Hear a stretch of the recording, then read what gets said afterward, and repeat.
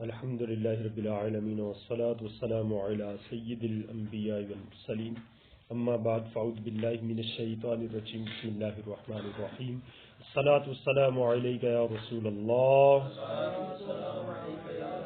وعلی آلک واصحابک یا حبیب اللہ الصلاة والسلام علیک یا نبی اللہ وعلى آلك وأصحابك يا نور اللہ۔ آج کا جو ہمارا سبق ہے تمسکات ضعیفہ کی امثلہ ہماری چل رہی ہیں، اس میں ہم ایک مثال پڑھیں گے۔ مثال اللہ پاک کا فرمان ہے وَأَتِمُّ الْحَجَّ وَالْعُمْرَةَ لِلَّهِ، اللہ کے لیے حج اور عمرے کو پورا کرو۔ قرآن پاک کی یہ آیت ہے، اس آیت سے دو بزرگ اختلاف کرتے ہیں، امام شافعی اور امام اعظم علیہ رحمہ۔ امام شافعی علیہ رحمہ فرماتے ہیں، یاد رکھے گا کہ ہمارے نزدیک جس طرح صاحب استطاعت پر حج فرض ہے نا، اس طرح عمرہ فرض نہیں ہے۔ عمرہ بندے کی مرضی ہے، کرے نہ کرے۔ حج زندگی میں ایک مرتبہ فرض ہے، لیکن اگر عمرہ کرنا شروع کر دیا تو اب اس کو پورا کرنا واجب ہے۔ عمرہ کرنا شروع کر دیا تو جس طرح نفل ہے نا، نفل جب تک شروع نہیں کیا تو نفل ہے، لیکن جب نفل کو شروع کر دیا تو اس کو پورا کرنا بندے پر واجب ہے۔ امام شافعی علیہ رحمہ فرماتے ہیں کہ جس طرح بندے پر حج فرض ہے، اسی طرح ابتداءً بندے پر عمرہ بھی فرض ہے۔ اسی سے اس آیت سے وہ دلیل بناتے ہیں، فرماتے ہیں اللہ پاک ارشاد فرماتے ہیں وَأَتِمُّ الْحَجَّ وَالْعُمْرَةَ لِلَّهِ، اللہ کے لیے حج و عمرہ کو پورا کرو۔ تو ہم یہ کہتے ہیں کہ اس سے یہ دلیل بنانا کہ عمرہ بھی ابتدائی طور پر واجب ہے، یہ ضعیف ہے۔ یہ کیا ہے؟ ضعیف ہے۔ لِإِثْبَاتِ وُجُوبِ الْعُمْرَةِ ابْتِدَاءً ضَعِیفٌ، اس آیت سے عمرے کے وجوب کو ثابت کرنے ابتدائی طور پر یہ ضعیف ہے۔ لِأَنَّ النَّصَّ يَقْتَضِي وُجُوبَ الْاِتِمَامِ، یاد رکھے گا اس میں یہ تو فرمایا گیا کہ وَأَتِمُّ الْحَجَّ وَالْعُمْرَةَ لِلَّهِ، حج اور عمرے کو پورا کرو، حج اور عمرے کو پورا کرو۔ فرمایا کہ نص اتمام کے وجوب کا پورا کرنا واجب ہے، اس بات کا نص تقاضا کر رہی ہے۔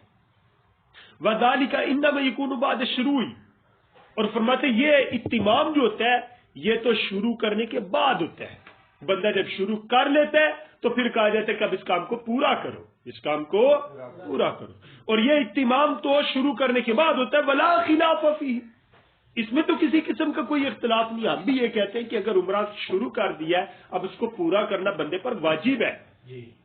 اصل اختلاف یہ ہے کہ ابتداءً جس طرح حج فرض ہے کیا اس طرح عمرہ بھی بندے پر فرض ہے؟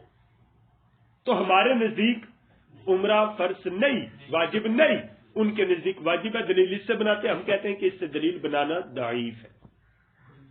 وَإِنَّمَا الْخِلَافُ فِي وُجُوبِهَا، اختلاف تو اس کے وجوب میں ابتدائی طور پر کہ واجب ہے یا نہیں ہے۔ یہ ایک مثال ہوئی۔ دوسری مثال ہے وَكَذَلِكَ التَّمَسُّكُ بِقَوْلِهِ علیہ السلام، نبی پاک علیہ السلام کے فرمان سے دلیل بنانا۔ کیا؟ لا تبیع الدرہم بالدرہمین ولا الساع بالساعین، ایک درہم کو 2 درہم کے بدلے، ایک سا کو 2 سا کے بدلے نہ بیچو۔ اس حدیث سے یہ دلیل بنانا کہ بے فاسد جو ہے، بے فاسد ملکیت کا فائدہ نہیں دیتی، بے فاسد ملکیت کا فائدہ نہیں دیتی۔ اس حدیث سے یہ دلیل بنانا کہ بے فاسد ملکیت کا فائدہ نہیں دیتی، یہ ضعیف ہے۔ یہ کیا ہے؟ ضعیف ہے۔ فرماتے ہیں اس بات ان البیع الفاسدہ، اس بات کو ثابت کرنا کہ بے فاسد لا یفید الملک ضعیف، کہ ملک کا فائدہ نہیں دیتی، یہ ضعیف ہے۔ کیوں؟ لأن النص یقتضی تحریم البیع الفاسد، جو نص ہے نا یعنی حدیث، وہ اس بات کا تقاضا کرتی ہے کہ بے فاسد حرام ہے۔ بے فاسد نص یعنی حدیث اس بات کا تو تقاضا کر رہی ہے کہ بے فاسد حرام ہے، لا خلاف فیہ، اس میں تو اختلاف بھی کوئی نہیں. ہم بھی یہی کہتے ہیں کہ بے فاسد حرام ہے، بے فاسد نہیں کرنی چاہیے، وہ بھی یہی کہتے ہیں. اصل اختلاف یہ ہے وَإِنَّمَا الْخِلَافُ فِي ثَبُوتِ الْمِلْكِ وَعَدْمِهِ. اصل اختلاف یہ ہے کہ اگر بے فاسد ہو جائے، اگر بے فاسد تو ہونے کے بعد کیا ملکیت کا فائدہ دے گی یا نہیں دے گی؟ جس نے بے فاسد کے ذریعے کوئی چیز خریدی ہے وہ اس چیز کا مالک بنے گا یا نہیں؟ اصل اختلاف یہ ہے. ہمارے نزدیک بے فاسد ملکیت کا فائدہ دے دیتی ہے، ہمارے نزدیک وہ مالک بن جاتا ہے، ان کے نزدیک ملکیت کا فائدہ نہیں دیتی. تیسری مثال تمسکات ضعیفہ کی تیسری مثال، وَكَذَلِكَ التَّمَسُّكُ بِقَوْلِهِ عَلَيْهِ السلام، حضور کے فرمان سے دلیل پکڑنا، الا لا تصوموا فی هذه الایام، خبردار ان دنوں میں روزہ نہ رکھو. کن دنوں میں؟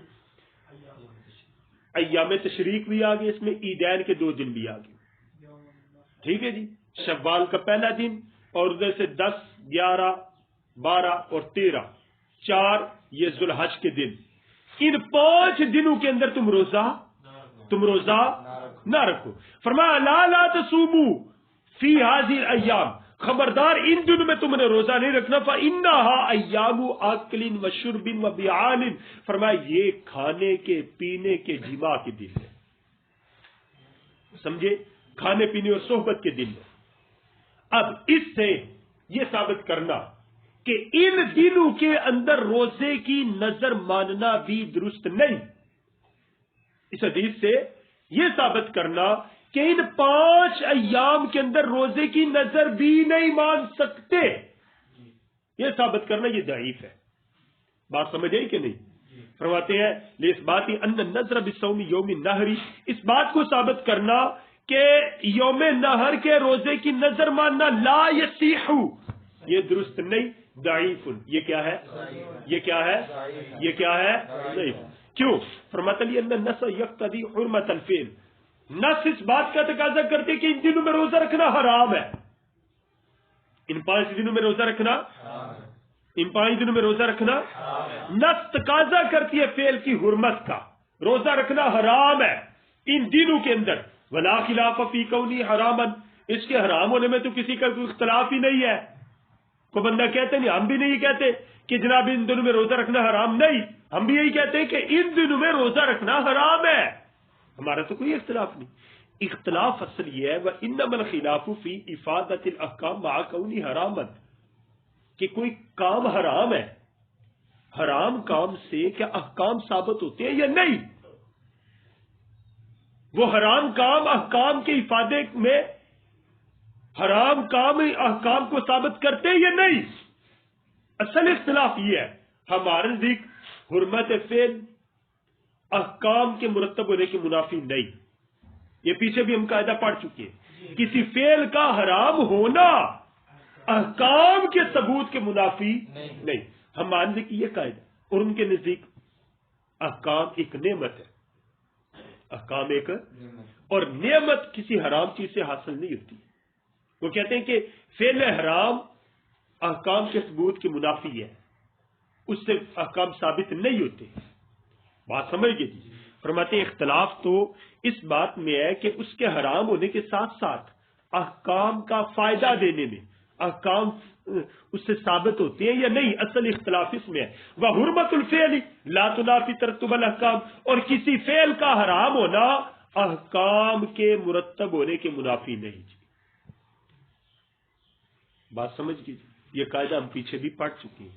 کسی فعل کا حرام ہونا حکام کے مرتب ہونے کی منافی. چھری غصب کر لی، چھری کو غصب کرنا حرام، اس سے ذبح کرنا. پانی غصب کر لیا، غصب کرنا حرام. وضو کرنا، زمین غصب کر لی، غصب کرنا حرام. اس پر نماز پڑھنا. سمجھ گئے جی؟ یعنی جائز ہے، حالانکہ پیچھے فعل کیا ہے؟ حرام. اس پر اور مثالیں بھی دے رہے ہیں. فَإِنَّ الْأَبَا لَوِ اسْتَوْلَدَ جاریتا ابن ہی، ایک شخص کا بیٹا، اس بیٹے کی ایک لونڈی ہے. ٹھیک ہے جی، ظاہر ہے لونڈی بیٹے کی ہے تو بیٹا ہی اس سے صحبت کر سکتا ہے، ٹھیک ہے جی، بیٹے کے لیے ہی جائز ہے. لیکن ہوا یہ کہ باپ نے بیٹے کی لونڈی کے ساتھ صحبت کر لی، باپ نے بیٹے کی لونڈی کے ساتھ صحبت کر لی اور اس سے اولاد کو چاہا، طلب کیا اولاد کو. ٹھیک ہے، صرف صحبت یہ نہیں ہے، بس اولاد کو بھی طلب کرنا. فرماتے ہیں اگر باپ نے اپنے بیٹے کی لونڈی کے ساتھ استولادا کا من ہوتا ہے بچہ چاہنا، صرف صحبت نہیں، بچہ بھی چاہا، ٹھیک ہے جی، اور اس سے صحبت کی اور بچے کو طلب کیا، بچے کی پیدائش چاہتا ہے، تو فرماتے یکون حرامن، یہ ہے تو حرام، کیونکہ لونڈی اس کی اپنی نہیں، لونڈی اس کی اپنی ہے بیٹے کی، لیکن فرماتے ہیں یکون حرامن، یہ ہے تو حرام. وَيَثْبُتُ بِهِ الْمِلْكُ لِلْأَبِ، لیکن اب باپ کی ملت اس کے ذریعے ثابت ہو جائے گی.